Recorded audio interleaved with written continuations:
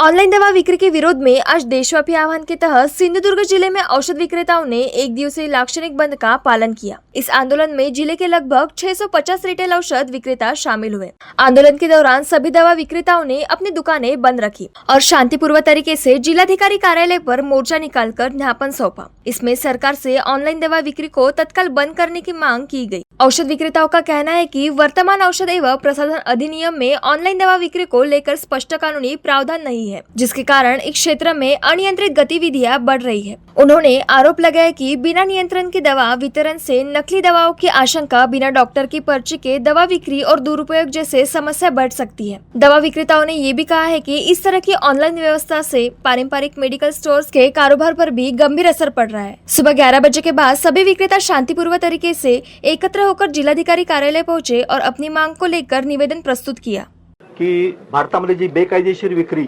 Online वर औषधांची चालू आहे, कायद्यामध्ये कुठलीही तरतूद नसताना ऑनलाइन विक्री करण्याची तरतूद नाही आहे, तरी देखील ही ऑनलाइन विक्री जी ऑनलाइन पोर्टल मार्फत जी केली जाते आणि ज्यामुळे लोकांपर्यंत चुकीची औषधं पोहोचणं किंवा नशेचे ड्रग्स किंवा हे सहजपणे आपल्या तरुणांपर्यंत जाणं, गर्भपाताची औषध जी आहेत ती सहजपणे उपलब्ध होणं, याचे जे दुष्परिणाम आहेत ते आता समाजाला भोगायला लागणार आहेत।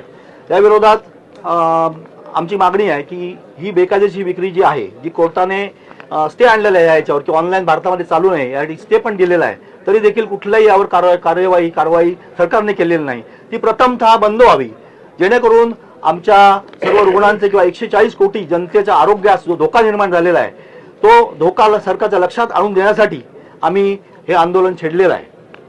किती सिंधुदुर्ग जिल्ह्यातून केमिस्ट या आंदोलनात सहभागी झालेत? सिंधुदुर्ग जिल्ह्यामधून माझे सर्व केमिस्ट बांधव इथे बांधव आणि भगिनी मिळून 650 केमिस्ट इथे आमच्या आंदोलनामध्ये सहभागी झालेले आहेत।